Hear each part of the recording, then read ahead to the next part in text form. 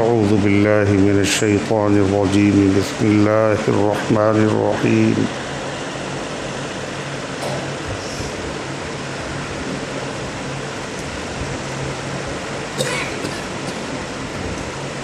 وحور عین کامثال اللؤلؤ المکنون جزاء بما كانوا يعملون لا يسمعون فيها لغوا ولا تأثیما إلا قيلا سلاما سلاما وأصحاب اليمين ما أصحاب اليمين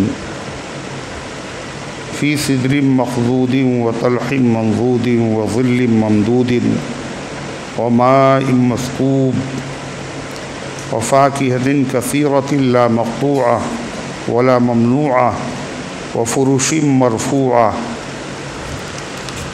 إنا انشأناهن انشاء فجعلناهن أبكارا عربا أترابا لأصحاب اليمين ثلة من الأولين وثلة من الآخرين وأصحاب الشمال ما أصحاب الشمال في سموم وحميم وظل من يحموم لا بارد ولا كريم إنهم كانوا قبل ذلك مترفين وكانوا يصرون على الحنث العظيم وكانوا يقولون أئذا متنا وكنا ترابا وعظاما أئنا لمبعوثون أوآباؤنا الأولون قل إن الأولين والآخرين لمجموعون إلى ميقات يوم معلوم ثم إنكم أيها الضالون المكذبون لآكلون من شجر من زقوم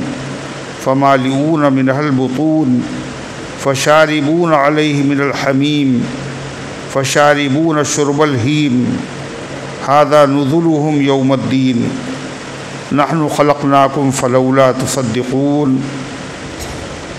صدق اللہ العظیم۔ محترم حضرات، سامعین کرام، حاضرین مسجد، عزیزوں اور بزرگوں اور باوقار ماؤں اور بہنوں، یہ قرآن مقدس کے 27ویں پارے کی سورۃ الواقعہ کی پاکیزہ، نورانی، مبارک، باعظمت، مطہر آیتیں ہیں۔ دعا کیجئے اللہ تعالیٰ ان مبارک آیات کی روشنی میں صحیح اور سچی بات عرض کرنے کی توفیق نصیب فرمائے اور ہم سب کو عمل کرنے کی توفیق عطا فرمائے۔ قرآن کریم کی سورت کا نام ہے واقعہ، اور اس کا ایک دوسرا نام بھی ہے۔ وہ کیا ہے جو بتایا تھا؟ کسے یاد ہے بھائی؟ عبدالخالق صاحب بھول گئے؟ انا للہ و انا الیہ۔ سورۃ الغنا، سورۃ الواقعہ، سورۃ الغنا۔ غنا مانے مالداری، مالدار بنانے والی سورت، فاقے کو، فقر کو، غریبی کو، مفلسی کو، تنگ دستی کو ختم کرنے والی سورت۔ نبی پاک صلی اللہ علیہ وسلم نے فرمایا کہ جو آدمی سورہ واقعہ کی تلاوت کر لے ہر رات میں، لم تصبہ فاقۃ ابدا، تو اس کے گھر میں کبھی فاقہ نہیں ہوگا۔ فاقے کی ضمانت ہے، گھر میں فاقہ ہو ہی نہیں سکتا۔ یہ صرف مسلمانوں کا نصیب ہے، دنیا کی کسی قوم کے لیے کوئی ضمانت نہیں۔ سورہ واقعہ پڑھ لو تو فاقے سے مرو گے نہیں، فاقہ نہیں ہو۔ تو قرآن کریم کی اس سورت میں کتنے حرف ہیں؟ 1703، 1703۔ اس کی پوری تلاوت اگر ہم سنیں تو کتنی نیکیاں ملیں گی؟ 1703۔ اور اگر ہم تلاوت کریں، ہمارے بچے تلاوت کریں، ہر آدمی روزانہ تلاوت کرے تو فاقہ نہیں ہوگا، وہ تو ایک الگ چیز ہے، لیکن ثواب کتنا ملے گا روز؟ آپ کے اکاؤنٹ میں، آپ کے کھاتے میں روزانہ کتنی نیکیاں جمع ہو جائیں گی؟ 17,030۔ کتنی؟ کون کون چاہتا ہے اتنی نیکیاں روز ہمارے کھاتے میں جمع ہو جائے؟ کون کون چاہتا ہے بھائی؟ پھر یہ کیسے جمع ہوں گی؟ سورہ واقعہ کی تلاوت کرنے سے۔ معمول بنائیے، بنائیں گے معمول، کریں گے عمل انشاءاللہ۔ تو اللہ تعالیٰ نے اس میں قیامت کا ذکر کیا ہے۔ قیامت کا ایک نام واقعہ بھی ہے۔ جب قیامت آئے گی تو اللہ فرماتا ہے کہ تم لوگ 3 گروہوں میں بٹ جاؤ گے۔ 3 گروہ۔ اور ابو ذر غفاری رضی اللہ عنہ فرماتے ہیں یوم ينفخ فی الصور فتأتون افواجا، جب سور پھونکا جائے گا تو تم لوگ فوج در فوج آؤ گے۔ 3 فوجیں ہیں۔ کچھ لوگ تو میدان محشر میں ایسے آئیں گے کہ باقاعدہ وہ سواریوں پہ سوار ہوں گے، اپنی گاڑیوں پہ بیٹھ کے آئیں گے وہ میدان محشر میں۔ ظاہر بات ہے یہ کون لوگ ہوں گے؟ یہ گرے پڑے لوگ نہیں ہوں گے، یہ معزز لوگ ہوں گے، بڑے آدمی ہوں گے، جو میدان محشر میں کیسے آئیں گے؟ کیسے آئیں گے؟ سواریوں پہ بیٹھ کے آئیں گے۔ اور دوسرا گروہ ان لوگوں کا ہوگا جو پیدل چل کے آئیں گے۔ تیسرا گروہ ان لوگوں کا ہوگا جو سر کے بل، چہرے کے بل گھسیٹ کے لائے جائیں گے۔ 3 گروہ ہو گئے۔ ایک گروہ کا نام ہے السابقون، یہ جنتی لوگ ہیں، اعلیٰ درجے کے لوگ ہیں، VIP لوگ۔ اور دوسرے ہیں اصحاب الیمین، دائنے ہاتھ والے، یہ بھی جنتی ہے مگر یہ درجے میں پہلے والوں سے کم ہے۔ یہ پیدل آ گئے، وہ سواری پہ آئے۔ اور تیسرا گروہ گا اصحاب الشمال، اصحاب المشأمہ، بائیں ہاتھ والے، یہی وہ ہیں جو میدان محشر میں گھسیٹ کے لائے جائیں گے، یہ جہنمی لوگ ہیں۔ پھر اللہ تعالیٰ نے ہر ایک کو کیا ملے گا جنت میں؟ جیسے عمل ہے، جیسا درجہ ہے، ویسی جنت ہے، ویسی نعمتیں ہیں۔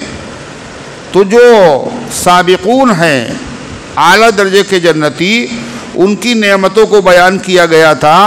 اور کیا بتایا گیا تھا؟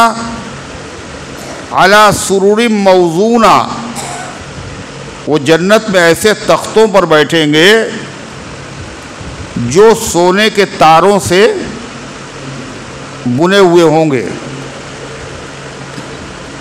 متقین علیہا، ٹیک لگائے ہوئے ہوں گے ان میں۔ متقابلین، اور ایک دوسرے کے سامنے بیٹھے ہوں گے۔ یعنی جتنے بھی جنتی ہوں گے وہ جو بیٹھیں گے تو ایسے نہیں بیٹھیں گے کہ کسی کی پیٹھ کسی کے منہ کی طرف ہو، سب ایک دوسرے کے سامنے بیٹھے ہوں گے۔ کیسی انداز ہوگا بیٹھنے کا؟ اتنا بڑا مجمع، اتنی بڑی تعداد، اور بیٹھیں گے کیسے؟ ایک دوسرے کے سامنے، کسی کی پیٹھ کسی کی طرف نہیں، سب کے چہرے ایک دوسرے کے سامنے۔ یہ تو وہیں جا کے معلوم ہوگا۔ اللہ تعالی ہم سب کو وہ منظر دکھائے اور ہمیں ان میں شامل فرمائے۔ اللہ فرماتا ہے یطوف علیہم ولدان مخلدون، اور یہ جنتی لوگ اعلیٰ درجے کی نعمتیں ان کے لیے جنت میں ہوں گی، مگر ان کو زحمت نہیں دی جائے گی کہ جائیے اپنی پلیٹ اٹھائیے، اپنا چمچ اٹھائیے، اور اپنی ڈش میں سے جو آپ کو پسند ہو جا کے نکال کر کے کھڑے کھڑے کھائیے۔ یہ تب نہیں ہوگا جنت۔ جنت میں باقاعدہ خادم ہوں گے، وہ سب لے کے آئیں گے۔ ادنا درجے کے جنتی کو جو خادم ملیں گے، ویٹر ملیں گے، کتنے ملیں گے؟ وہ 1000۔ کتنے؟ 1000۔ اور جو ویٹرز ہوں گے وہ کیسے ہوں گے؟ ولدان مخلدون، جو ہمیشہ ایک عمر کے رہیں گے، سب کی ایک ہی عمر، وہ بوڑھے نہیں ہوں گے، نہایت خوبصورت۔ سورہ دہر میں فرمایا وہ جب سروس کریں گے تو ایسا لگے گا جیسے کہ ہری ہری گھاس کے اوپر موتی بکھر گئے۔ اگر موتی بکھر جائیں سبز گھاس کے اوپر تو کیسا لگے گا؟ بہت خراب لگے گا نا؟ ارے بولو، بہت اچھا لگے گا۔ کوئی موتی ادھر جا رہا، کوئی ادھر جا رہا، ادھر لڑک رہا، ادھر لڑک رہا، تو ایسے سروس کریں گے، کوئی ادھر جا رہا، کوئی ادھر جا رہا، انتہائی خوبصورت، لؤلؤا منثورا، جیسے بکھرے ہوئے موتی۔ اللہ فرماتا ہے کیا کریں گے وہ؟ بِأَكْوَابٍ وَأَبَارِيقٍ، وہ گلاس لے کے آئیں گے، اباریق لوٹے لے کے آئیں گے، خالی گلاس نہیں، قاسم من معین، شراب سے بھرے ہوئے جام لے کے آئیں گے۔ یہاں شراب نہ پینا تو وہاں ملے گی، یہاں پیو گے تو وہاں نہیں ملے گی۔ کیسی شراب وہاں کی ہوگی؟ لا یصدعون عنہا ولا ینزفون، اس کو پینے کے بعد نہ سر چکرائے گا، نہ سر میں درد ہوگا، نہ آدمی کی عقل شراب پینے سے برباد ہوگی۔ ایسا بھی نہیں ہوگا کہ اول فول بکنے لگے، اپنے آپے میں نہ رہے، گالم گلوچ کرنے لگے، اس لیے کہ جنت کی شراب۔ دنیا کی شراب سے سب سے پہلا کام کیا ہوتا ہے؟ دنیا کی شراب کو عربی میں کیا کہا جاتا ہے؟ خمر۔ کیا کہتے ہیں؟ خمر۔ اردو میں کہتے ہیں شراب، عربی میں کہتے ہیں خمر۔ خمر کہتے ہیں چھپانے والی چیز۔ خمار کہتے ہیں اس دوپٹے کو جو عورتیں اپنے سر کے اوپر ڈالتی ہیں، تو دوپٹہ ڈالنے سے ان کا سر کیا ہوتا ہے؟ کھل جاتا ہے نا؟ کیا ہو جاتا ہے؟ چھپ جاتا ہے۔ جیسے دوپٹہ جو ہے سر کو چھپا لیتا ہے، ایسے ہی شراب پینے سے آدمی کی عقل کیا ہوتی ہے؟ چھپ جاتی ہے۔ تو وہ جنت کی شراب پینے کے بعد نہ سر بھاری ہوگا، نہ عقل میں فتور آئے گا، نہ آدمی اول فول بکے گا۔ وَفَاكِهَةٍ مِّمَّا يَتَخَيَّرُونَ، اور کیا ملے گا ان کو؟ کھانے کے لیے میوے، پھل۔ کون سے والے؟ جو اچھے نہیں لگتے تھے دنیا میں، ہیں؟ کون سے پھل ملیں گے؟ مما یتخیرون، جو وہ پسند کریں گے۔ ہر آدمی کی پسند ایک جیسی ہے نا؟ کسی کو کوئی پھل پسند ہے، کسی کو کوئی پھل پسند ہے، تو پسندیدہ پھل ملیں گے۔ وَلَحْمِ طَيْرٍ مِّمَّا يَشْتَهُونَ، اور پرندوں کا گوشت ملے گا، بڑے کا نہیں، چھوٹے کا نہیں، فارمی مرغیوں کا نہیں، کائے کا؟ پرندوں کا۔ اور پرندوں کا گوشت کون سے پرندے کا؟ فرمایا مما یشتہون، جس کا گوشت ان کو پسند ہوگا، جی چاہے گا، لذیذ معلوم ہوگا، وہی گوشت ان کو دیا جائے گا۔ کھا بھی لیا اور پی بھی لیا، مکان بھی اعلیٰ درجے کا، مگر مکان تو ہے، مگر مکان والی نہیں۔ تو مکان کیسا ہے وہ؟ بولو، ارے کیسا ہے وہ ویران ہے، کوئی مزہ نہیں اس میں جب تک مکان والی نہ ہو۔ اللہ فرماتا ہے ہر جنتی کو مکان والیاں ملیں گی۔ کیا ہے مکان والیاں؟ حور عین، گوری گوری بڑی بڑی آنکھوں والی عورتیں۔ آنکھوں کا بڑا ہونا یہ کاہے کی علامت ہے؟ خوبصورتی کی ہے یا بدصورتی کی؟ بدصورتی کی نہیں، خوبصورتی کی۔ اور آنکھوں کے اندر سیاہی جو ہوتی، کالا پن، آنکھوں میں جو کالا پن ہوتا ہے، اگر وہ بہت کالا ہو اور جو سفیدی ہے وہ بہت سفید ہو تو یہ بھی خوبصورتی کی علامت ہے۔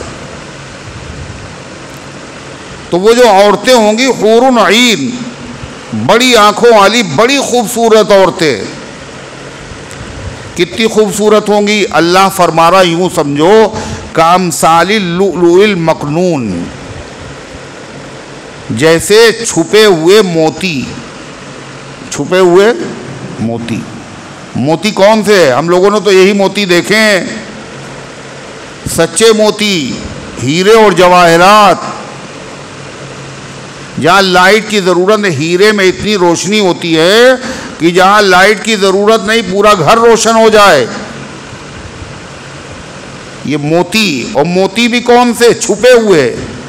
چھپے ہوئے کا مطلب جن کو کسی آدمی نے چھوا نہیں ہے۔ اگر موتی کو چھو لیں گے آپ تو اس کی جو آب ہے، چمک ہے، اس کے اوپر فرق پڑ جائے گا۔ موتی تو بہت دور کی بات ہے، آپ کا چشمہ ہے اور چشمے کا جو گلاس ہے، اگر اس کو کوئی ہاتھ لگا دے، صاف ہاتھ لگا دے، جب بھی کیا ہوتا ہے؟ فرق پڑتا ہے۔ وہ موتی ایسی خواتین نہایت خوبصورت، اور موتی کیسے؟ کامثال اللؤلؤ المکنون، جیسے چھپے ہوئے، جیسے سیپ سے ابھی ابھی تازہ تازہ موتی برآمد ہوا، انتہائی خوبصورت۔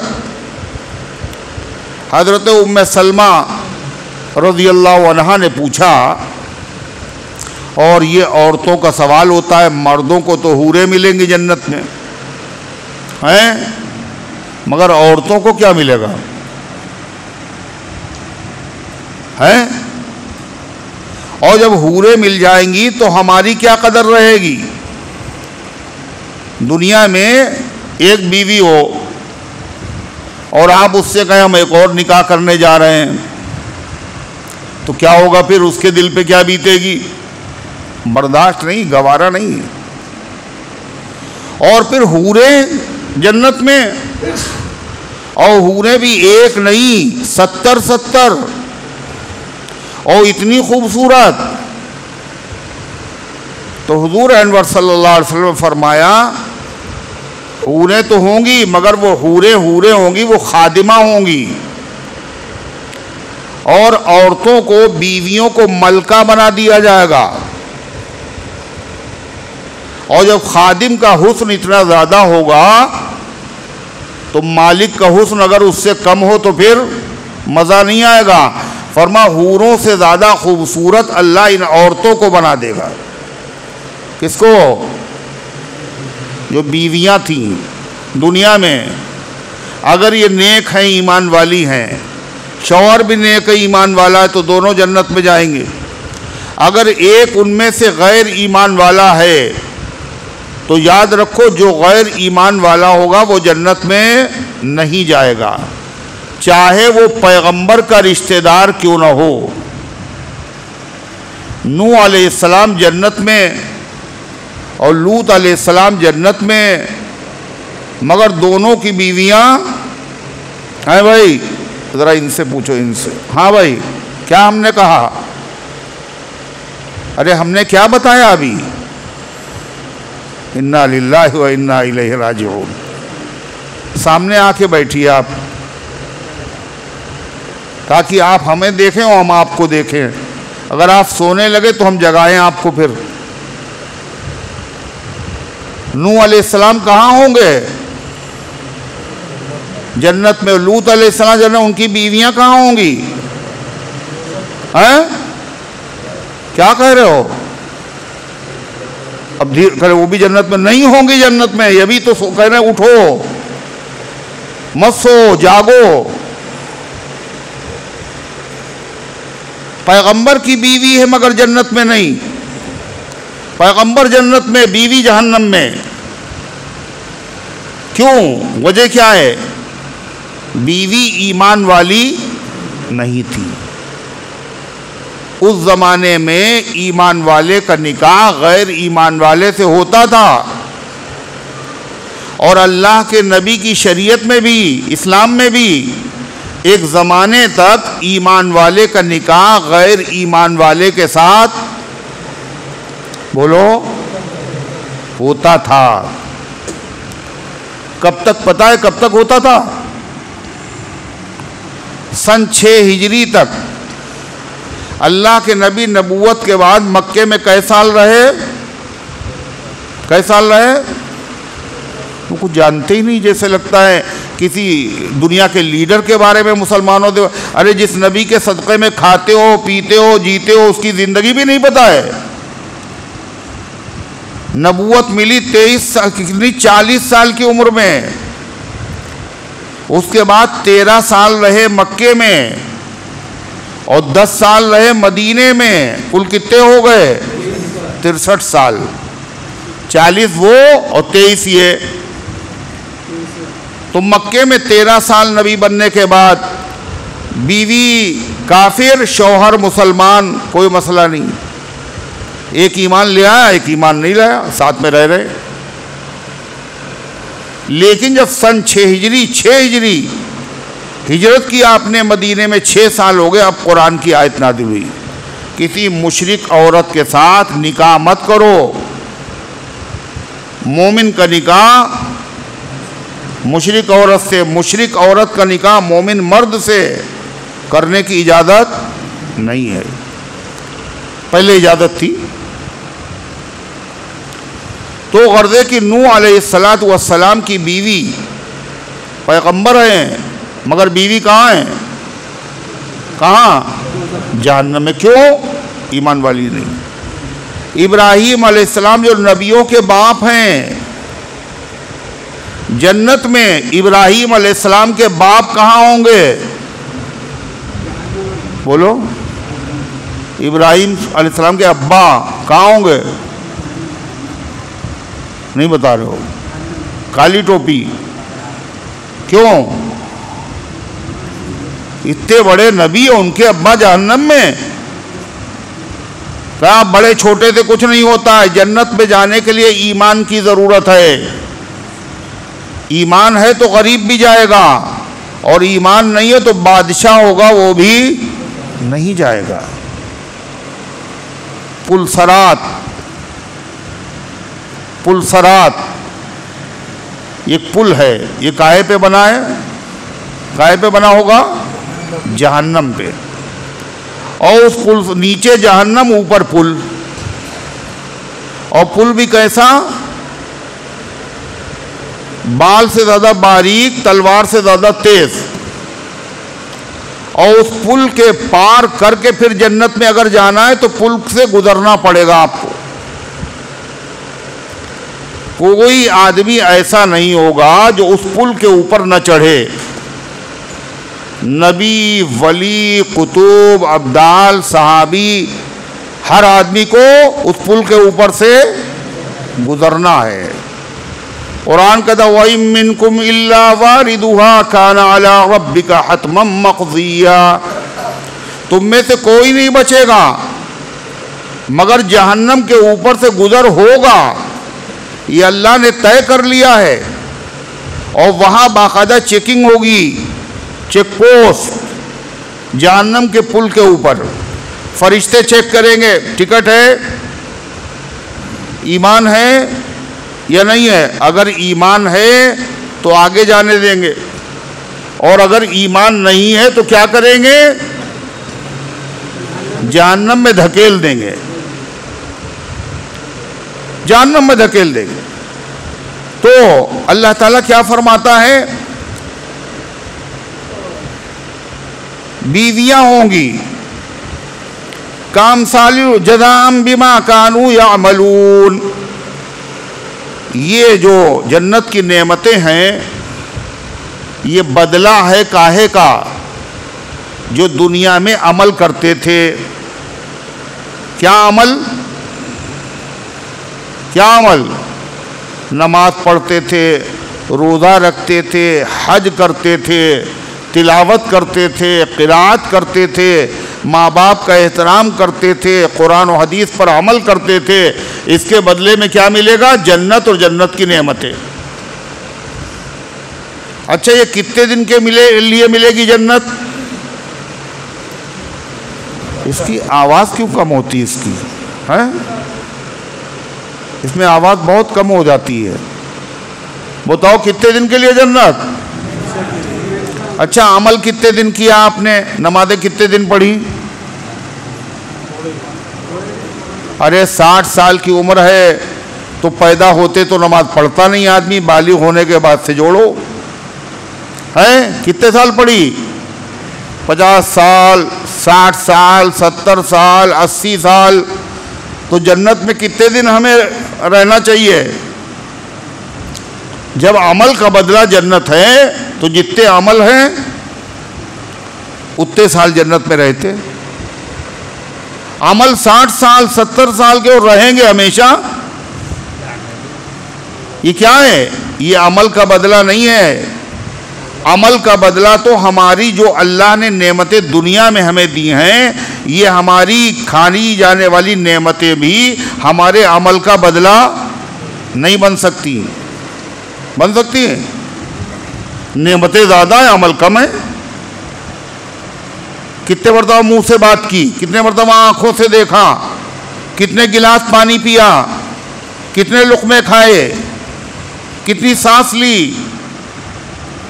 نعمتیں بدلن. یہ اللہ تعالیٰ جنتیوں کا حوصلہ بڑھانے کے لیے، خوش کرنے کے لیے کہے گا یہ تمہارے کاموں کا بدلہ ہے جو تمہیں جنت دی گئی اور جنت کی نعمتیں دی گئی. جزاء بما کانوا یعملون. یہ بدلہ ہے ان کاموں کو جو تم کرتے تھے. جنت والے کام کیا ہیں؟ حضور پاک صلی اللہ علیہ وسلم فرمایا کیا ہم تمہیں ایسی چیز بتائیں جس کے ذریعے تم اس وقت تک جنت میں جا نہیں سکتے جب تک کہ آپس میں محبت کرنے والے نہ بنو. محبت نہیں کرو گے تو جنت میں داخلہ نہیں. مومن کامل نہیں ہو سکتے جب تک کہ آپس میں محبت نہ کرو. کیا ہم تمہیں محبت کرنے کا طریقہ بتائیں؟ آپ نے فرمایا افشوا السلام بینکم. آپس میں سلام کو پھیلاؤ. جب کوئی آدمی نظر آئے اور وہ مسلمان ہو، چاہے رشتہ دار ہو چاہے غیر رشتہ دار ہو، کیا کیا کرو؟ سلام کیا کرو. مگر بڑے میاں نے کہا ہم تو بڑے میاں ہیں اور یہ لڑکا ہے کل کا، ہم اسے سلام کریں؟ ارے لڑکے سلام کرے. ہمیں ہمیشہ بڑے لوگ انتظار کرتے ہیں بچے سلام کرے. ابا انتظار کرتے ہیں کہ بیٹا سلام کرے، اور اماں انتظار کرتی ہے بیٹی سلام کرے، اور دادا انتظار کرتے ہیں پوتا سلام کرے. دادا کو دیکھا ہے پوتے کو سلام کرتے ہوئے؟ چچا کو دیکھا بھتیجے کو سلام کرتے ہوئے؟ کیوں؟ یہ لوگ سمجھتے ہیں ہمارا حق ہے. حق وقت کچھ نہیں ہے. اللہ کے نبی صلی اللہ علیہ وسلم دیکھا بچے کھیل رہے، حضور گزرے تو آپ نے بچوں کو سلام کیا.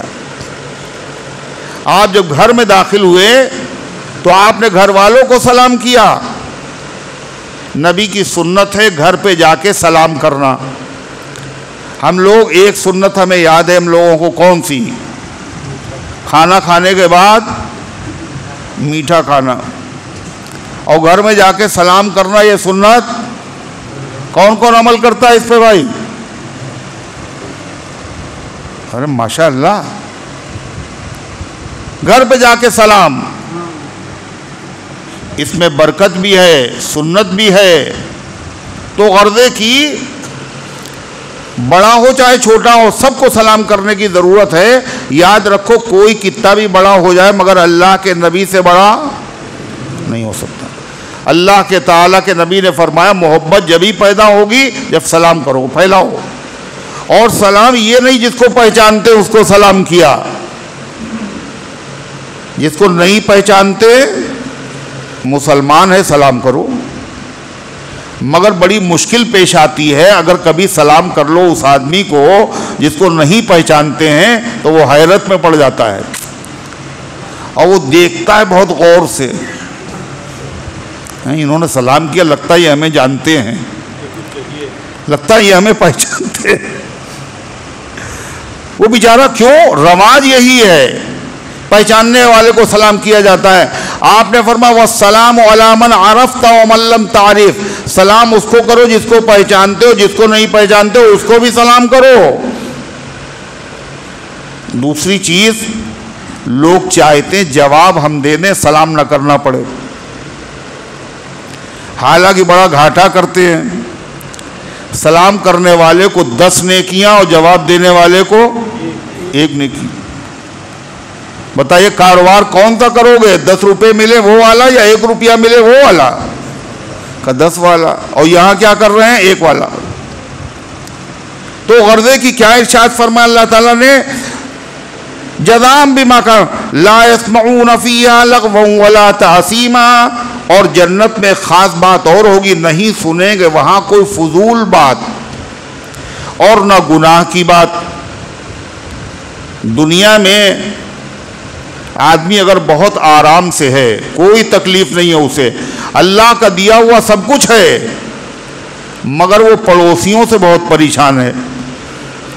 اس لیے پڑوسی کیا کہہ رہے ہیں؟ لگتا ہے نمبر 2 کا کوئی کام کرتا ہے یہ آدمی. اتنی جلدی اس نے ترقی کیسے کر لی؟ کچھ دال میں کالا ہے. اور پڑوسی کو تو چھوڑیے، وہ امام صاحب کو بھی معاف کرنے کے لیے تیار نہیں، مؤذن کو معاف کرنے کے لیے تیار نہیں. کہلے بتائیے امام صاحب کی تنخواہ تو اتنی ہے جتنا ہمارا جیب خرچ روز کا ہے، مگر امام صاحب کبھی پریشان نہیں دکھتے. یعنی جی چاہتا ہے امام صاحب پریشان دکھیں. کہلے وہ گاڑی سے چلتے ہیں، بتائیے بڑا قیمتی موبائل رکھتے ہیں امام صاحب، فکر ہے. اتنی تنخواہ میں اس قدر سکون، ایسے سفید کپڑے، اتنی گاڑی، یہ ٹھاٹ باٹ، یہ ہو کیسے سکتا ہے؟ تو کسی نے کہا برکت ہوتی ہے. کہنے اچھا. امام صاحب کے پاس گئے، کہنے امام صاحب ہماری تنخواہ بہت ہے اور پھر بھی ہمیں چین نہیں، سکون نہیں، ٹینشن رہتا ہے، اور آپ کی تنخواہ کم ہے اور اس میں بڑی برکت ہے، کیا نسخہ ہے آپ کے پاس؟ امام صاحب نے کہا اپنی تنخواہ مجھے دے دو اور میری والی تم لے لو. نہیں راضی ہوئے. غرضے کی یہاں اگر کچھ نہیں ہے تو کم سے کم کوئی کسی پہ تہمت لگا رہا ہے، الزام لگا رہا ہے، بدگمانی کر رہا ہے، کوئی کسی کو معاف کرنے کے لیے تیار نہیں. جنت کیسی جگہ ہے؟ اللہ فرماتا ہے بہشت آجا کی آزار نباشت. جنت اس جگہ کا نام ہے جہاں تکلیف نام کی کوئی چیز نہیں ہے. کسے رابا کسے کارے نباشت. کسی کو کسی سے کوئی مطلب نہیں ہے، چاہے جتنا کوئی ترقی کر لے اور چاہے جتنی اسے نعمت مل جائے اور بلند درجہ مل جائے، جنت میں حسد جلن نام کی کوئی چیز نہیں ہے. اللہ نے جو دیا اسی پہ خوش ہے. تو جنت بڑی اچھی جگہ ہے. کیا ہے وہاں؟ اگر اچھا یہ بتائیے، جو آدمی آپ سے جل رہا ہے، آپ کی ترقی کو دیکھ کر آپ نے اس کی زمین دبائی ہے کیا؟ اس کی جیب کاٹی ہے؟ آپ نے اس کو برا بھلا کہا ہے؟ کچھ نہیں، کوئی قصور ہی نہیں ہے، پھر بھی جلے جا رہا ہے، پھر بھی تمنا کر رہا ہے اس کی نعمتیں چھن جائیں. الزام لگا رہا ہے کسی کی عزت دیکھ کر، کسی کا علم دیکھ کر، ہر جگہ یہ چیز ہے، ہر لائن میں یہ چیز. اللہ حفاظت فرمائے. اور یہ ایسا گناہ ہے جو سب سے پہلے آسمانوں پہ ہوا اور سب سے پہلے زمین پہ ہوا. آگے جگہ دکھ رہی ہے آپ کو؟ دیکھیے فرش کے اوپر، ہمیں تو دکھ رہی، آپ کو نہیں دکھ رہی ہوگی نا؟ آپ کو بھی نہیں دکھ رہی، آپ کے آگے دیکھو، پیچھے نہ دیکھو۔ سبحان اللہ۔ تو میں کیا کہہ رہا تھا؟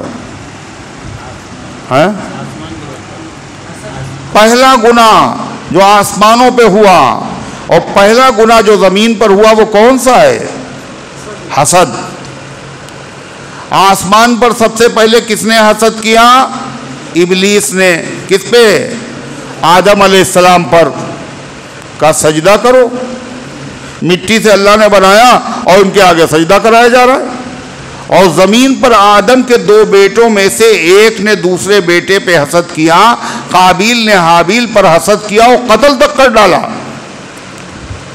بے قصور ہے آدمی جس سے حسد کیا جا رہا ہے۔ اسی لیے ایک بات اور یاد رکھو، جس آدمی سے کوئی حسد نہ کرے، حسد تو بڑی خراب چیز ہے، مگر جس آدمی سے کوئی حسد نہ کرے اس آدمی میں کوئی کمال نہیں ہے، اس میں کوئی کمال نہیں۔ حسد کس سے کیا جاتا ہے؟ ارے لوگ جلتے کس سے ہیں؟ جس میں کوئی کمال ہو، کوئی خوبی ہو، کوئی درجہ ہو۔ اس لیے حسد کرنے والے جتنا باکمال آدمی ہوگا اتنے حسد کرنے والے ہوں گے۔ امام اعظم ابو حنیفہ رحمۃ اللہ علیہ کیسے آدمی تھے؟ چھوٹے آدمی تھے، بڑے آدمی؟ بہت بڑے آدمی، امام اعظم۔ جتنے امام ہیں سب شاگرد ہیں ان کے۔ لوگوں کو کہنا یہ ہے امام صاحب کو دنیا کی آدھی عقل دی گئی تھی، دین کے اعتبار سے بھی دنیا کے بھی اعتبار سے لوگ مشورے کرنے آتے تھے، دین کے بھی اور دنیا کے بھی۔ اور امام صاحب کوئی بات حدیث کے خلاف نہیں بتاتے تھے۔ لوگ کہتے ہیں 17 حدیثیں یاد تھیں اور ہر بات کا جواب حدیث۔ امام صاحب کے بعد لوگ مسئلے پوچھنے آتے۔ ایک مرتبہ ایک آدمی مسئلہ پوچھنے آیا، کہنے حضرت امام صاحب ہمارا مکان بہت بڑا ہے اور ہم نے کچھ پیسہ اور کچھ چاندی اور سونا مکان میں ہم نے ایک جگہ دفنا دیا۔ پہلے زمانے میں لوگ بینک میں نہیں رکھتے تھے، دفن کرتے تھے، مگر کہاں دفن کیا یاد نہیں آ رہا اور بڑی سخت ضرورت ہے۔ یہ مسئلہ کاہے کا؟ دنیا کا ہے یا دین کا ہے؟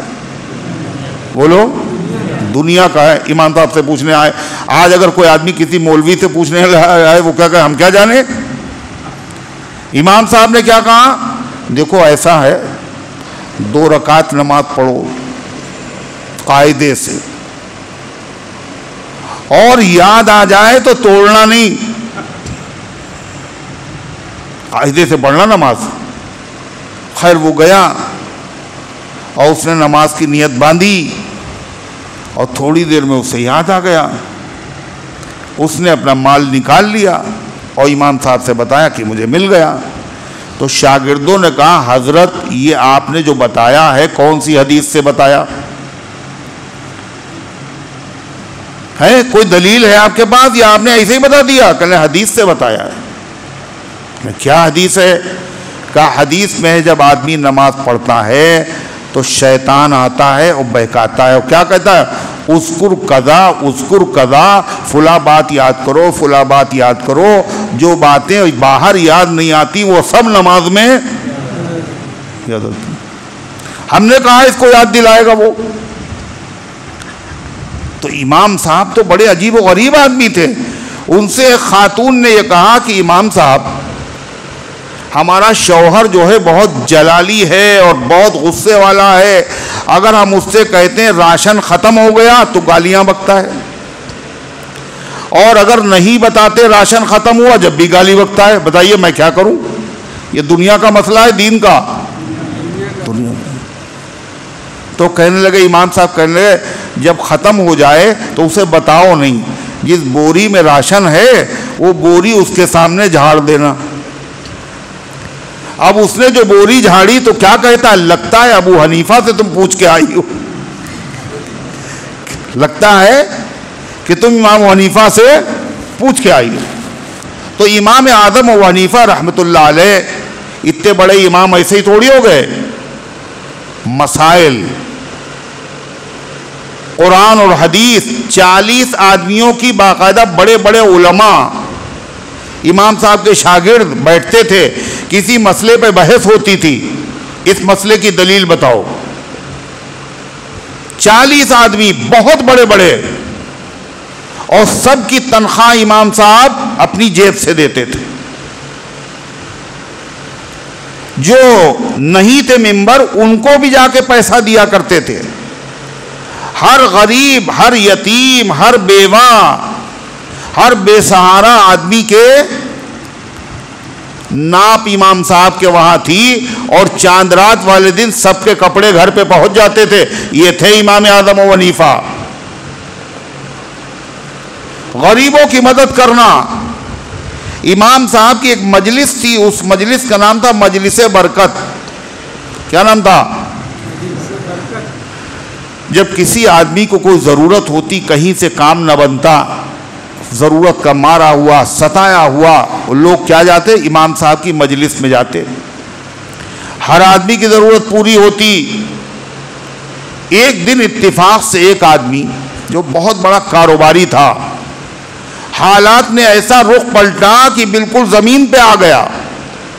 उसकी एक लड़की थी, तो फेरी करने वाला गुजरा उसके पास से, घर के पास से, और क्या बेच रहा था वो? ककड़ी। क्या चीज? ककड़ी। तो उसने कहा ककड़ी खाएंगे। बीवी ने कहा कुछ सुन रहे हो? लड़की कह रही ककड़ी खाएंगे। कल ककड़ी खिलाने के पैसे मेरी जेब में नहीं। दिल टूट गया। मैंने कहा लगता है अबू हनीफा रहमतुल्लाह अलैह की मजलिस बरकत में मुझे भी जाना पड़ेगा। कहा मजबूर होकर इमाम साहब के वहां गया। सबकी ज़रूरतें पूरी हो रही थी, मगर कभी जिसने सवाल न किया हो, जो खुद बड़ा आदमी रहा हो, उसको किसी के आगे मांगते हुए झिझक आती है। कुछ कहा नहीं। इमाम साहब की निगाहों ने टाल लिया। वो आदमी चला गया बगैर मांगे हुए। इमाम साहब पीछे से उठे और धीरे धीरे उसके पीछे गए। कौन से घर में जाता है? जब वो घर में चला गया तो इमाम साहब ने एक थैली में अशरफियाँ रखी और उसके दरवाजे पे गए और कुंडी बजाई। जब वो करीब आया, देखो तुम्हारे दरवाजे पे क्या रख के कोई चला गया, और खुद गायब हो गए। अब उसने जो उठाई थैली तो उसमें अशरफियाँ थी। बड़ा खुश हुआ, मगर डरने भी लगा। कहने ऐसा तो नहीं किसी ने ये फंसाने के लिए किया हो? इस गरीबी के ज़माने में घर बेच के भी नहीं दे पाएंगे। जब उसको खोल के देखा कायदे से, तो उसमें एक पर्चा भी रखा था। अबू हनीफा आया था, ये तुम्हारी खिदमत में पेश है, ये कर्जा नहीं है, ये तुम्हारा हक है, इसकी वापसी की कोई ज़रूरत नहीं। ये सब लिख के उसमें लिखा है। तो इमाम साहब ऐसे आदमी थे। जब कोई आदमी इतना बड़ा होता है तो जाहिर बात है हसद किससे करते हैं लोग? जलते किससे हैं? छोटे आदमी से, बड़े आदमी से? बड़े आदमी से। इनके एक शागिर्द हैं, उनका नाम है अब्दुल्ला इब्न मुबारक। बहुत बड़े आदमी, बहुत बड़े मुहद्दिस, बहुत बड़े मुफस्सिर, बहुत बड़े फ़क़ीह, बहुत बड़े मुजाहिद, बहुत ज़बरदस्त। इमाम बुखारी के उस्ताद, इमाम हनीफा के शागिर्द अब्दुल्ला इब्न मुबारक। अब्दुल्ला इब्न मुबारक ने कहा अबू हनीफा को बुरा कहने वाले दो तरह के लोग हैं। कई तरह के? कौन कौन? कहने या तो वो जाहिल है, या तो वो जाहिल है, वो जानता नहीं अबू हनीफा क्या है, और या फिर वो हसद करने वाला है। जलने ने उसके दिमाग को अंधा कर दिया, उसके दिमाग को, आंखों को अंधा कर दिया, इसलिए बुरा कह रहा है। तो अल्लाह फरमाता इन हसद करने वालों से नजात नहीं है, मिलेगी भी नहीं नजात। अल्लाह कहता हसद करने दो इनको, मगर अल्लाह से दुआ मांगा करो। क्या हसद करने वाले न रहें, ये नहीं दुआ मांगा करो। हसद नहीं करेगा इसका मतलब तुम्हारे अंदर कोई कमाल ही नहीं है। कमाल होना चाहिए, हसद करने वाले भी हों, मगर क्या कहा कुरान ने? ओ मिन शर्रि हासिदिन इदा हसद। अल्लाह हसद करने वालों की शरारत से बचा लीजिए। حسد کرنے والے حسد کرتے، جلنے والے جلتے رہیں۔ جب آدمی حسد کرتا ہے تو پہلا نقصان کس کا ہوتا ہے؟ اسی کا ہوتا ہے۔ خون کس کا جلتا ہے؟ اسی کا جلتا ہے، نقصان ہے۔ مگر جب وہ شرارت کرنے لگے تو تمہیں نقصان پہنچے گا۔ اے اللہ حسد کرنے والے کی شرارت سے بچا لیجئے۔ تو دنیا میں چاہے جتنا آدمی نیک ہو اس سے لوگ حسد کرتے ہیں، لہذا جنت ایک ایسی جگہ ہے جہاں پر حسد، کیا کہا اللہ تعالیٰ نے؟ لا يسمعون فیہا لغوا ولا تعصیما، وہاں نہیں سنیں گے کوئی فضول بات، نہ کوئی گناہ کی بات، نہ کوئی تہمات، نہ جھوٹ، نہ الزام، الا قیلا سلاما سلاما، مگر کہا جائے گا سلام سلام۔ ایک ہی آواز آئے گی جنت میں، کون سی؟ بولو، سلام سلام۔ سلام سلام کا مطلب یعنی آپس، تحیتہم فیہا سلام۔ جنتی جب آپس میں ملیں گے تو کیا کہیں گے؟ السلام علیکم۔ وہ کیا کہیں گے؟ وعلیکم السلام۔ والملائکۃ یدخلون علیہم من کل باب سلام علیکم۔ فرشتے ہر دروازے سے داخل ہوں گے اور فرشتے جنتیوں سے کیا کہیں گے؟ السلام علیکم۔ آپس میں سلام، فرشتے سلام، اور اخیر میں حد ہو گئی، حد ہو گئی، کیا؟ سلام قولا من رب الرحیم۔ اللہ کی طرف سے جنتیوں کو سلام کیا جائے گا۔ کس کی طرف سے؟ اللہ کی طرف سے۔ ارے اللہ کی طرف سے اگر سلام ہو، اس سے بڑا اعزاز اور اس سے بڑا رتبہ اور اس سے بڑا درجہ اور مقام اور عظمت کیا ہو سکتی ہے؟ یہ جنت میں سلام کی آواز، سلام مانے سلامت رہو، یعنی یہاں پہنچنے کے بعد اب ہر چیز سے آپ سلامت ہیں۔ نہ یہ جنت، یہ نعمتیں چھینی جائیں گی، نہ غم پیش آئے گا، نہ یہ ختم ہوں گی، نہ بیماری ہوگی، نہ کوئی تم سے لڑے گا، نہ کوئی مقدمہ دائر کرے گا، نہ کوئی الزام لگائے گا، نہ کوئی برائی ہوگی، نہ تمہیں یہاں سے نکالا جائے گا، ہر چیز سے سلامتی۔ یہ تو ہے کس کا مقام؟ جنت میں جو جانے والے اعلیٰ درجے کے لوگ ہیں، یہ ان کا ہے معاملہ۔ دوسرے درجے کے جو جنتی ہیں جن کو کہا گیا اصحاب الیمین، دائنے ہاتھ والے، اس میں کون ہے؟ کون کون شامل ہے؟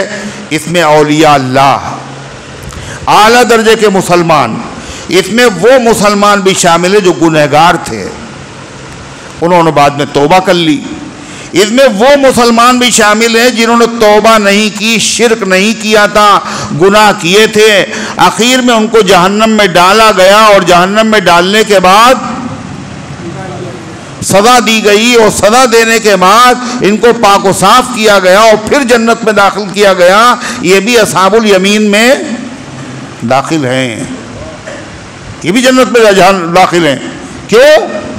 جہنم میں ان کو جو داخل کیا گیا تو کاہے کے لیے داخل کیا گیا؟ کاہے کے لیے؟ ذلیل کرنے کے لیے نہیں، پاک کرنے کے لیے۔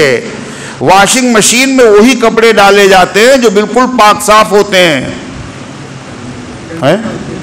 اچھا جگ رہے ہیں آپ، یہ باقی سب سو رہے ہیں۔ کون سے کپڑے ڈالے جاتے ہیں؟ میلے ہوتے ہیں، اور اس کے بعد جب وہ صاف ہو جاتے ہیں تو پھینک دیے جاتے ہیں۔ ارے پھر ان کو عزت کے ساتھ رکھ دیا جاتا ہے۔ تو جہنم میں جو لوگ مسلمان ڈالے جائیں گے وہ گناہوں کی سزا پانے گے اور پاک کر کے پھر جنت میں آ جائیں گے۔ یہ سب اصحاب الیمین میں شامل ہے۔ ان کو کیا ملے گا؟ اللہ تعالیٰ فرماتا ہے وَأَصْحَابُ الْيَمِينِ مَا أَصْحَابُ الْيَمِينِ، اور داہنے ہاتھ والے کیا اچھے ہیں داہنے ہاتھ والے۔ یہ بھی کم درجے کے نہیں ہیں، یہ بھی مل جائے بڑی بات ہے۔ یہ کہاں ہوں گے؟ فی صدر مخضود، یہ باغوں میں ہوں گے۔ جنت جو اعلیٰ درجے کے جنتی تھے ان کا سامان اللہ نے وہ ذکر کیا جو شہر والوں کو پسند، اور جو اصحاب الیمین ہیں ان کے لیے جنت میں وہ سامان ذکر کیا جو قصبے والوں کو پسند۔ جو شہر والوں میں قصبے والوں میں فرق ہے، وہی فرق کس میں ہے؟ جنت کے اعلیٰ درجے والے اور بیچ کے درجے والوں میں فرق ہے۔ کیا کہا اللہ تعالیٰ نے؟ یہ دائنے ہاتھ والے کہاں ہوں گے؟ باغات میں، اور ان باغوں میں کیا ہو؟ فی صدر مخضود، ایسے بیری کے درخت ہوں گے جن کے اندر کانٹے نہیں ہوں گے۔ بیری کہاں؟ بیر جو ہے وہ کس کو اچھا لگتا ہے؟ بس دیہاتی کے لوگ کھاتے ہیں، وہیں بیریاں ایریاں ہوتی ہیں، بیری کے درخت ہوں گے تو اچھا بیری کے درخت میں کیا ہوتا ہے؟ کانٹے ہوتے ہیں، اور کانٹا اگر لگ گیا تو بہت مزہ آتا ہے نا، وہ تکلیف ہوتی ہے، اور جنت میں تکلیف ہوگی نہیں۔ صحابہ کہتے ہیں کہ صحابہ کا معاملہ تو یہ تھا، جہاں گرما دیا گرم ہو گئے، جہاں نرما دیا نرم ہو گئے، جب ان سے کسی چیز سے منع کر دیا جاتا تو رک جاتے تھے۔ تو اللہ تعالیٰ نے منع کیا، دیکھو زیادہ سوال نبی سے نہ کیا کرو۔ اب صحابہ کا جی چاہتا تھا سوال کریں، مگر اللہ نے منع کر دیا تو نہیں کرتے تھے۔ وہ تمنا کرتے تھے کیا؟ کوئی دیہاتی آ جائے جس کو یہ پتہ نہ ہو کہ سوال کرنا منع ہے، اور وہ جو ہم چاہتے ہیں وہی سوال کر لے اور ہمیں جواب مل جائے۔ اب صحابہ جو سوچتے تھے اللہ ویسے کر دیتا تھا۔ وہ ایک دیہاتی آ گیا اور کہنے لگا، اے اللہ کے رسول یہ بتائیے، آپ تو کہتے جنت میں تکلیف دے کوئی چیز نہیں ہوگی، جنت میں ایک ایسے درخت کا اللہ میاں نے ذکر کیا ہے بہت تکلیف دیتا ہے وہ۔ کہے کیا؟ کہا قرآن کہا فی صدرن بیری، اور بیری میں تو کانٹے بہت ہوتے ہیں۔ آپ نے فرمایا آگے نہیں پڑھا تم نے؟ قرآن نے کہا فی صدرن مخضود، ایسی بیری کے درخت ہوں گے جس کے اندر کانٹے نہیں ہوں گے، کانٹوں کی جگہ پہ بھی پھل ہوں گے، اور پھل بھی کیسے ہوں گے؟ دنیا جیسے نہیں ہوں گے، زمین و آسمان کا فرق ہوگا۔ 70 ذائقے ہوں گے بیری کے ان پھلوں میں۔ فی صدر مخضود وطلح منضود، اور تہ بتہ کیلے ہوں گے۔ کیسے؟ تہ بتہ نیچے اوپر، دیکھے کیلے جب لٹکتے ہیں تو کیسے ہوتے ہیں ان کے گچھے، کیلے ہوں گے۔ مگر کیلا کہلے وہ تو یہاں بھی ملتا ہے اور جنت میں بھی کیلا، کا نام تو وہی ہے مگر مزے میں زمین و آسمان کا فرق ہے۔ اچھا اگر جانتے نہ ہو کیلا ہے، نیا کوئی پھل آ جائے اور آدمی نے کبھی دیکھا نہ ہو کبھی کھایا نہ ہو تو اس کو دیکھ کے اسے وحشت ہوگی، اللہ جانے کیسا ہوگا، پتہ نہیں کڑوا ہوگا میٹھا ہوگا کھٹا ہوگا، اور پہلے سے جانتا اچھا یہ کیلا ہے یہ تو اچھا ہوتا ہے، جب وہاں کھائے گا تو اور اچھا لگے گا۔ وَطَلْحٍ مَّنضُودٍ وَمَاءٍ مَّسْكُوبٍ، اور بہتا ہوا چلتا ہوا خوبصورت قسم کا پانی ہوگا۔ پانی کا منظر لوگ دیکھنے کہاں جاتے ہیں؟ بولو، کشمیر جاتے ہیں، گوا جاتے ہیں، نینی تال جاتے ہیں جھرنے دیکھنے کے لیے۔ یہ جنت کے جھرنے ہیں، بہتا ہوا پانی۔ اللہ فرماتا ہے وَفَاكِهَةٍ كَثِيرَةٍ، اور بہت سارے میوے پھل ہوں گے۔ بہت سارے کا مطلب یعنی بہت ساری قسموں کے ہوں گے۔ اگر وہ ساری قسمیں قرآن میں بیان کی جاتی تو 30 پارے خالی پھلوں کے نام سے بھر جاتے۔ وَفَاكِهَةٍ كَثِيرَةٍ، اور مختلف قسم کے میوے ہوں گے، اور کیسے میوے ہوں گے؟ لَا مَقْطُوعَةٍ وَلَا مَمْنُوعَةٍ۔ مقطوعہ اس کے دو مطلب، اس میں سے کسی نے تم سے پہلے توڑا نہیں ہوگا، جنتی جائے گا وہی توڑے گا، ایک مطلب۔ دوسرا مطلب لا مقطوعہ کا مطلب ایسے پھل ہوں گے، ایسے میوے ہوں گے جو کبھی ختم نہیں ہوں گے۔ یہ نہیں برسات کا یہ موسم ہے برساتی ہے، یہ پھل برساتی میں آتا ہے، اگلے سال برسات کا انتظار کرو۔ دسہری گئی، ارے اب دسہری نہیں ملے گی، اور چوسا اور سفیدہ صاحب اگلے سال کا اتنا لمبا انتظار۔ الانتظار اشد من الموت، موت سے زیادہ سخت ہوتا ہے انتظار، انتظار بہت ستاتا ہے آدمی کو۔ فرمایا جنت کے اندر انتظار نہیں کرنا پڑے گا، کیا لا مقطوعہ، گرمی کے پھل کبھی ختم نہیں، سردی کے پھل کبھی ختم نہیں، برسات کے پھل ختم نہیں، ہر موسم کے اندر وہ پھل ملیں گے۔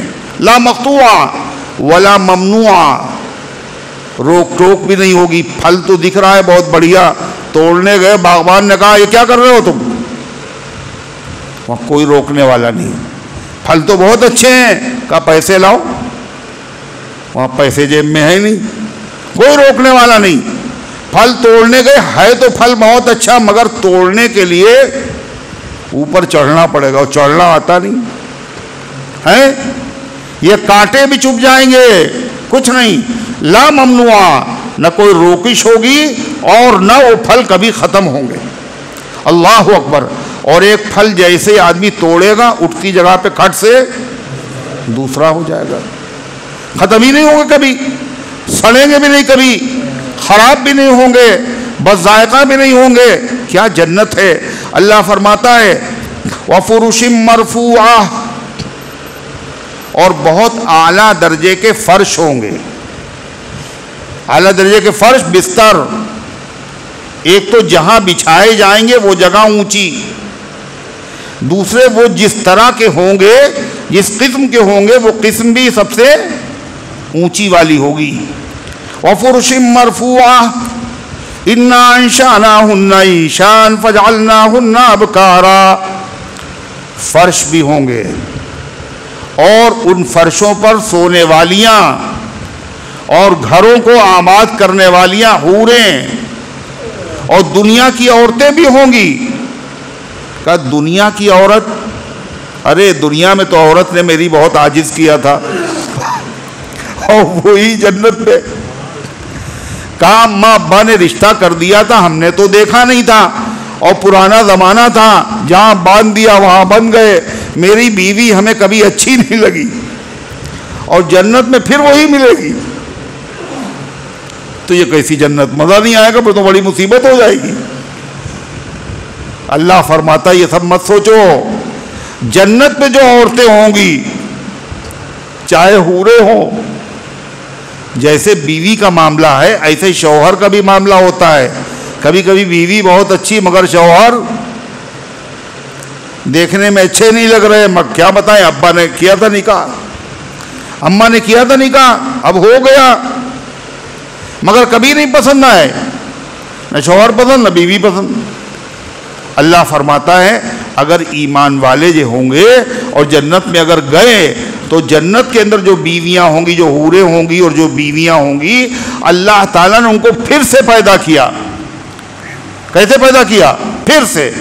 اِنَّا أَنشَأْنَاهُنَّ إِنشَاءً، ہم نے ان کو بنایا نئے سرے سے۔ کیسا بنایا خدا نے؟ کہا جو حوریں اللہ نے پیدا کی وہ کیسے پیدا کی؟ ویسے نہیں جیسے دنیا میں پیدا ہوتی تھی، پہلے ولادت ہوئی، پھر ان کو پالا گیا، پھر وہ بڑی ہوئی، ایسا کچھ نہیں۔ جنت کے اندر جو حوریں ہیں ان کی ولادت نہیں، بغیر ولادت کے اللہ نے پیدا کر دیا۔ جو دنیا کی عورتیں ہیں جب یہ جنت پہ جائیں گی اللہ ان کو پیدا کرے گا پھر سے، تو یہ پرانی والی شکل نہیں ہوگی ان کی، نہ بڑھاپا ہوگا ان کا، سب کی ایک عمر ہوگی،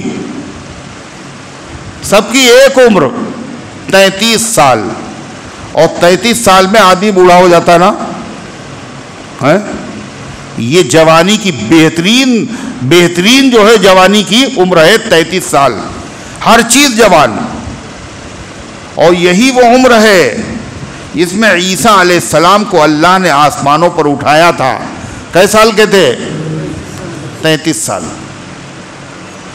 اور جنتیوں کی جو عمر ہوگی وہ 33 سال ہوگی، اور جو قد ہوگا جنتیوں کا، ہائٹ، کوئی چھوٹا ہوگا کوئی بڑا ہوگا کا نہیں، سب ایک سائز کے، 60 ہاتھ۔ 60 ہاتھ کا قد کس کا تھا؟ آدم علیہ السلام کا۔ سب کا قد ایک جیسا۔ تو ان حضرات کی ایج کیا ہوگی؟ 33 سال عیسیٰ علیہ السلام والی، اور قد کون سا ہوگا؟ آدم علیہ السلام والا۔ اور چہرہ کون سا ہوگا؟ یوسف علیہ السلام والا۔ کون سا؟ یعنی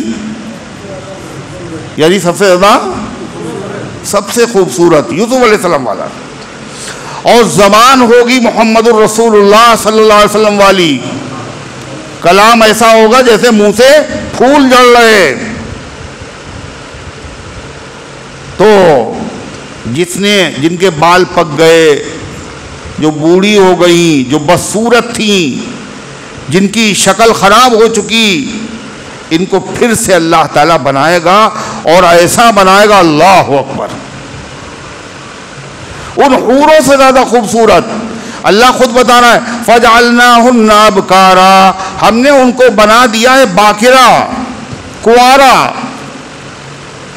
وہ ہمیشہ کنواری ہی رہیں گی، ایج کا، عمر کا کوئی فرق نہیں پڑے گا۔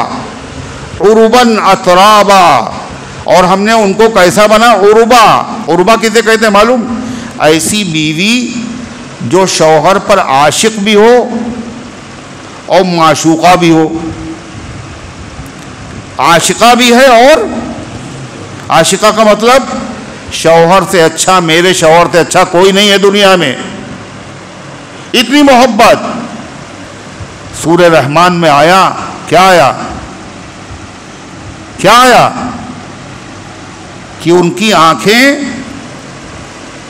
شوہر کے علاوہ کسی کی طرف اٹھیں گی نہیں، کوئی اچھا ہے ہی نہیں، دیکھیں کیا، تم سے اچھا کوئی بھی نہیں، شوہر کی عاشق۔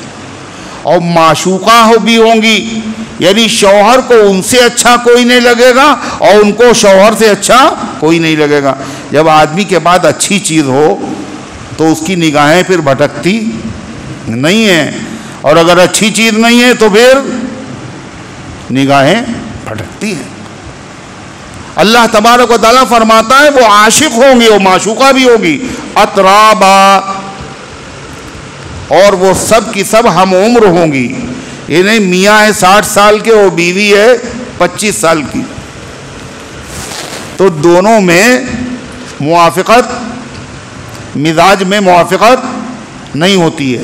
بچے ہمیشہ بوڑھوں کے بعد بیٹھتے ہیں نا، ارے بولو، بچے ہمیشہ بوڑھوں کے پاس، بچے بچوں کے پاس، اور جوان جوانوں کے پاس، اور بوڑھے بوڑھوں کے پاس، لہذا عمر کا بڑا فرق پڑتا ہے۔ حضرت فاروق اعظم نے کہا زبردستی نکاح نہ کیا کرو، نہ بڑی عمر والے کے ساتھ نکاح کیا کرو، جو تم پسند کرتے ہو اپنے لیے تمہاری بچیاں بھی وہی پسند کرتی ہیں۔ باندھ دیا بس کسی کے ساتھ عمر زیادہ ہے، غلط ہے۔ اگر ایک عمر ہوگی تو کیا ہوگا؟ ہم عمر جو لوگ ہوتے ہیں ان کی پسند ایک جیسی ہوتی ہے، ان کا دل آپس میں لگتا ہے، ورنہ پھر زبردستی کی زندگی ہے۔ اللہ فرماتا عرباً اترابا، یہ عاشق ہوں گی اور یہ ہم عمر ہوں گی۔ قرآن نے کیا کہا؟ اترابا، تراب سے بنا، اترابا، تراب کہتے ہیں مٹی کو، مٹی میں جو لوگ کھیلتے ہیں، کہتے ہیں ایک ساتھ کھیلے ہوئے ہیں، لنگوٹیا یار ہے، یعنی ہم عمر ہوں گے وہ۔ اور جو لوگ ہم عمر ہوتے ہیں ان کے اندر لڑائی نہیں ہوتی، جھگڑا نہیں ہوتا، دونوں کو شوق بھی ایک ہی جیسا ہوتا ہے، ورنہ شوق کیا ہوتا؟ عمر کے اعتبار سے بولو بدلتا رہتا ہے۔ جب چھوٹے بچے تھے تو کیا شوق تھا؟ کاہے کا شوق تھا؟ مٹی کے گھروندے بناتے تھے۔ جب اس سے بڑے ہو گئے تو کاہے کا شوق ہوا؟ ارے کرکٹ کا کھیل کا شوق ہوا ہے، غلیل کا شوق ہوا، اور جب اس سے بڑے ہو گئے تب اب یہ سب واہیات چیزیں لگ رہی ہیں۔ اب تجربہ ہو گیا، آپ کوئی آدمی کہے اچھا یہ ذرا سا کھیلیے، آپ ارے چھوڑیے ہمارا زمانہ دیکھو، اور بچپن کا زمانہ تھا، کیا باتیں کر رہے ہو اب تم؟ جب جوان تھے تو کپڑے جو پہنتے تھے، مجال ہے کپڑے پہ کہیں شکن آ جائے، اتنے صاف ستھرے کپڑے ہیں، پریس اتنی اعلیٰ درجے کی۔ اب ہو گئے پوتے اور نواسے، کوئی ادھر چڑھ رہا ہے، کوئی ادھر چڑھ رہا ہے، سارے کپڑے خراب ہو رہے ہیں، مگر اسی میں مزہ آ رہا ہے، یہی اچھا لگ رہا ہے، شوق بدل رہے۔ تو اللہ تعالیٰ فرماتا عرباً اترابا لاصحاب الیمین، یہ کس کے لیے ہیں؟ یہ اصحاب الیمین کے لیے ہے، دائنے ہاتھ والوں کے لیے ہے۔ اللہ فرماتا یہ دائنے ہاتھ والے جنتی کتنے ہوں گے؟ سلۃ من الاولین و سلۃ من الآخرین، ایک بہت بڑی جماعت پہلے لوگوں میں سے ہوگی اور ایک بہت بڑی جماعت بعد والوں میں سے ہوگی۔ پہلے لوگوں سے مراد آدم علیہ السلام سے لے کر عیسیٰ علیہ السلام تک جتنے پیغمبر گزرے ہیں، ان سب پیغمبروں کی امتوں میں جنت میں جانے والے بہت سے ہوں گے، اور آخر سے مراد حضور پاک علیہ السلام کے امتی ہے۔ آپ کی امت جو اخیر میں آپ کی اکیلی امت ہے، بہت بڑی تعداد ہوگی۔ آپ نے فرمایا، صحابہ سے فرمایا، جب قیامت کا دن ہوگا تو سب سے پہلے سجدہ میں کروں گا، سب سے پہلے سجدے سے سر میں اٹھاؤں گا۔ جب میں سر اٹھاؤں گا تو سامنے دیکھوں گا اولین و آخرین کا مجمع، دائیں طرف اولین و آخرین کا مجمع، بائیں طرف اولین و آخرین کا مجمع۔ تو صحابہ نے پوچھا، آپ اپنی امت کو کیسے پہچانیں گے؟ جب سب انسان ہوں گے اور اتنا بڑا مجمع، اتنی بھیڑ ہوگی، تو آپ کے امتی کو آپ کیسے پہچانیں گے؟ آپ نے فرمایا کہ ہماری امتی جو وضو کرتے تھے، وضو میں جن اعضاء کو دھویا کرتے تھے، یہ اس دن ایسے چمک رہے ہوں گے، ان کی چمک سے ہم پہچان لیں گے یہ میرے امتی ہیں اور یہ میرے امتی نہیں ہیں۔ اب سوال پیدا ہوتا ہے کہ وضو کے بغیر نماز بولو ہوتی نہیں ہے، اور نماز خالی نبی کی امت پر فرض نہیں رہی بلکہ ہر نبی کی، ارے بولتے کیوں نہیں ہو؟ ارے ہر نبی کی امت پر نماز فرض تھی، ہر نبی کی امت پر روزہ فرض تھا، اور نماز کسی کی بغیر وضو کے ہوتی نہیں ہے۔ تو وہ لوگ بھی تو وضو کرتے ہوں گے، آدم کے امتی، موسیٰ کے امتی، عیسیٰ کے امتی، سلیمان کے امتی کا وہ بھی وضو کرتے تھے اور نماز پڑھتے تھے، اور اللہ کے نبی کے امتی بھی وضو کرتے ہیں اور نماز پڑھتے ہیں، مگر ایک خصوصیت اس امت کی ہے، نبی کے صدقے میں وضو سب کرتے تھے، مگر قیامت کے دن جو وضو کے اعضاء ہیں وہ کسی کے نہیں چمکیں گے، وہ کس کے چمکیں گے؟ صرف حضور پاک صلی اللہ علیہ وسلم کی امت کے چمکیں گے۔ حضور دیکھ کے خوش ہوں گے، سب سے زیادہ میرے امتی ہیں۔ اللہ فرماتا سلۃ من الاولین و سلۃ من الاخرین، اور پہلے لوگوں میں سے بہت بڑی جماعت ہوگی اور بعد والوں میں سے بڑی جماعت ہوگی۔ اللہ کے نبی نے فرمایا صحابہ سے کہ تم لوگ یہ پسند کرتے ہو جنت میں چوتھائی تعداد تمہاری ہو، اتنی بڑی جنت ہے، اس کے 4 حصے کیے جائیں، اور 4 میں سے 3 میں 1,24,000 پیغمبروں کے امتی، اور چوتھائی میں اکیلے میرے امتی ہوں، پسند کرتے ہو؟ صحابہ نے کہا اللہ اکبر۔ آپ نے فرمایا کیا تمہیں یہ پسند ہے کہ جنت میں تمہاری تعداد آدھی ہو اور آدھے میں سارے 1,24,000 امتیوں کے؟ صحابہ نے کہا اللہ اکبر، اللہ اکبر۔ آپ نے فرمایا کہ 120 صفیں ہوں گی جنتیوں کی، اور 120 صفوں میں سے 80 صفیں خالی میری امت کی ہوں گی۔ سلۃ من الاولین و سلۃ من الاخرین، ایک بہت بڑی جماعت پہلے لوگوں کی ہوگی، ایک بہت بڑی جماعت بعد والوں کی ہوگی۔ اللہ فرماتا یہ تو ہوا بھائی کئے بجے اذان ہے؟ 8:30 بج گیا، بس اتنا ہی رہنے دو۔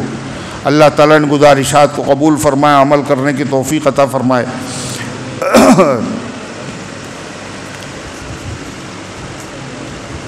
جہنمیوں کا ذکر بچا ہے،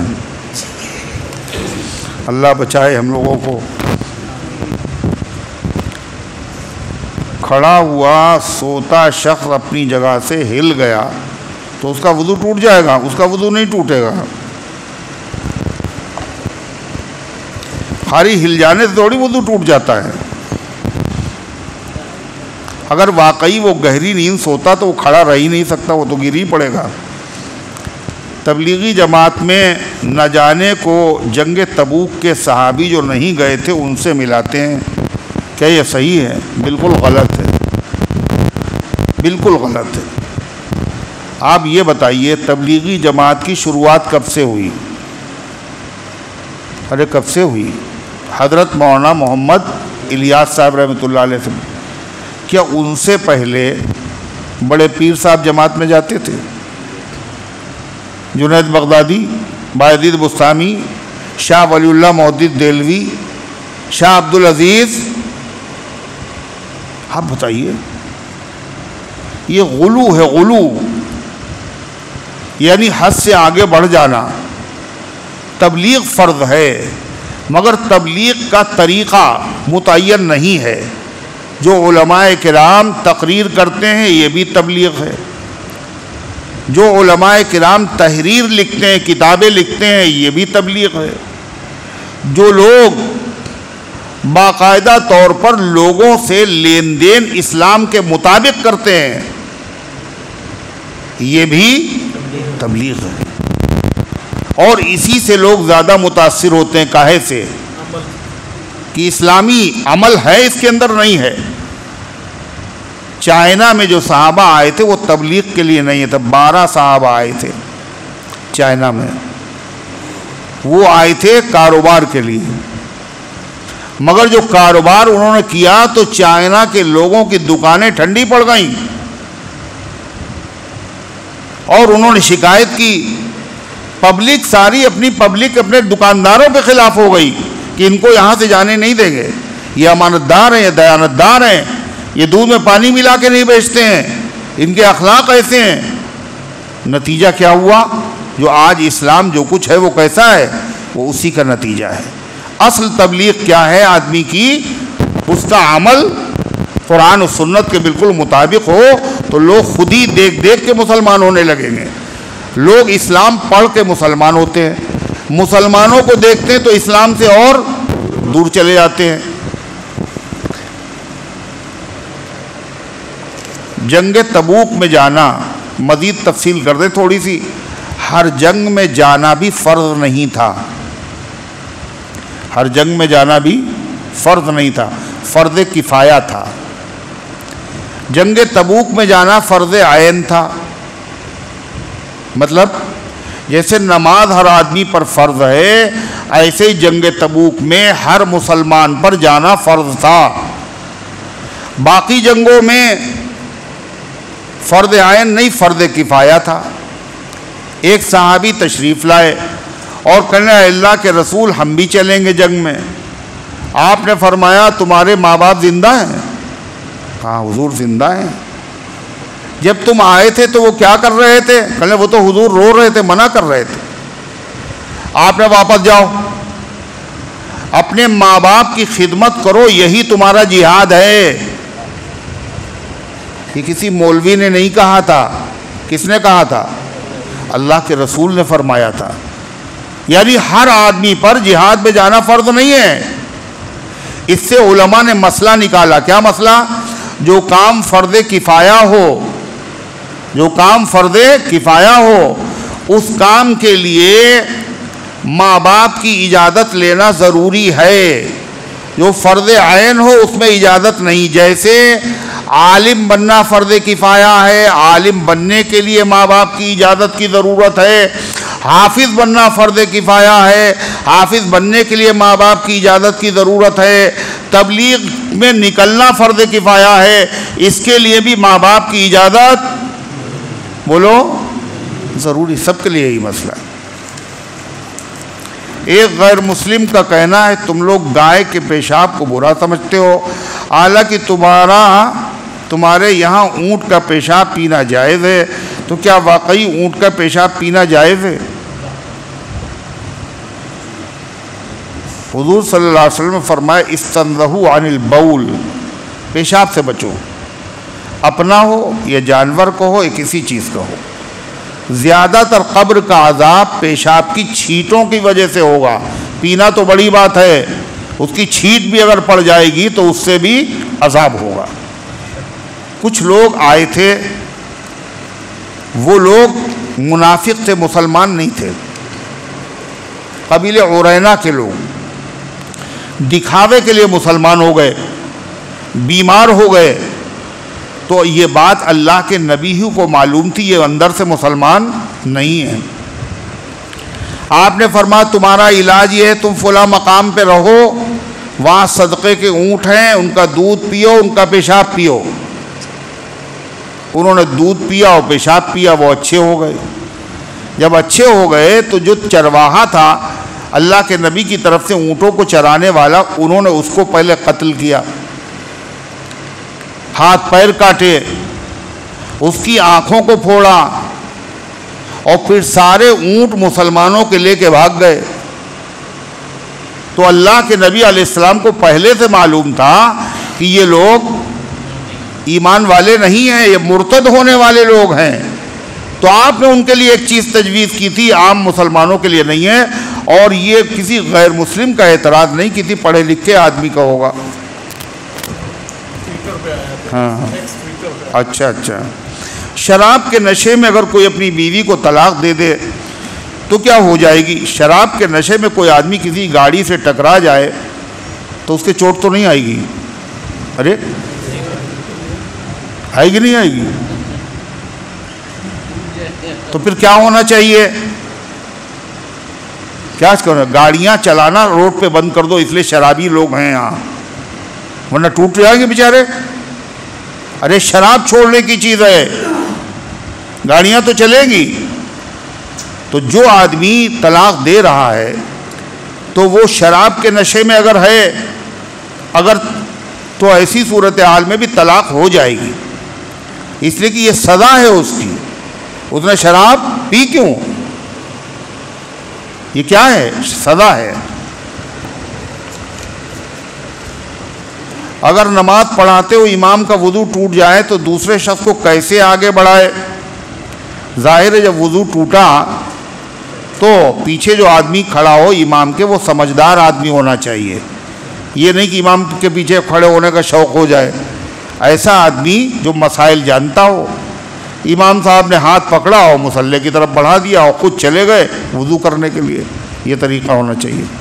حضرت فاروق اعظم رضی اللہ عنہ پر جو حملہ ہوا تو انہوں نے حضرت عبد الرحمن ابن عوف کو آگے بڑھا دیا۔ شادی کی سالگرہ منانا کیسا ہے؟ سالگرہ ہی منانا صحیح نہیں، شادی کی کیا ہے؟ ہو گیا؟ اللہم صلی علی سیدنا وعلی آل سیدنا کما تحب و ترضا عدد ما تحب و ترضا اللہم انت السلام ومنک السلام تبارک یا ذا الجلال والاکرام۔ اے اللہ ہم سب کی حاضری کو اپنی رحمت سے قبول فرما، ایمان کامل عطا فرما، اعمال صالحہ کی توفیق عطا فرما، اس درس قرآن کو اپنی رحمت سے قبول فرما، اس کے فیض کو گھر گھر کے اندر پہنچا دے، اس کی برکت سے عقائد کی، اعمال کی، اخلاق کی، معاشرے کی اصلاح فرما، اس کو ہم سب کی نجات اور مغفرت کا ذریعہ بنا دے۔ اے اللہ اس کی برکت سے بیماروں کو شفا عطا فرما، حاجت مندوں کی حاجتوں کو پورا فرما، غلط مقدمات میں ماخوذ لوگوں کو عزت کے ساتھ بری فرما دے۔ جہاں کہیں تیرے بندے پریشان حال ہے اے اللہ غیب سے ان کی مدد فرما، اے اللہ ظالموں کے ظلم سے نجات عطا فرما، اے مالک خاص طور سے فلسطین کے مظلوم مسلمان، اے اللہ وہ بچے، وہ عورتیں، وہ بوڑھے جو تڑپ رہے ہیں بھوک کی شدت سے، اے اللہ اور ان کا کوئی ہاتھ پکڑنے والا نہیں، ان کا کوئی سہارا نہیں، ساری دنیا تماشائی ہے۔ اللہ کتنے موت کے منہ میں چلے گئے مالک قحط کی وجہ سے، اے پروردگار عالم ان کا سہارا اکیلے آپ ہے۔ اللہ اپنی قدرت کا مظاہرہ فرما دے، اے اللہ اپنے ان مظلوم بے سہارا بندوں کی مدد فرمائیے، اے اللہ ظالموں کے ظلم سے نجات عطا فرما، اے اللہ ظالموں کو عبرتناک سزا عطا فرما، اے اللہ جو دنیا سے جا چکے ان سب کی مغفرت فرما، جو دعاؤں کے طالب ہیں، خواہش مند ہیں، جن کا حق ہے یا جو امید رکھتے ہیں، ان سب کے نیک مقاصد میں کامیابی نصیب فرما، ہم سب کو اسلام پر زندہ رکھ، ایمان پر موت دے، ایمان والوں کے ساتھ حشر فرما، آمین یا رب العالمین، وصلی اللہ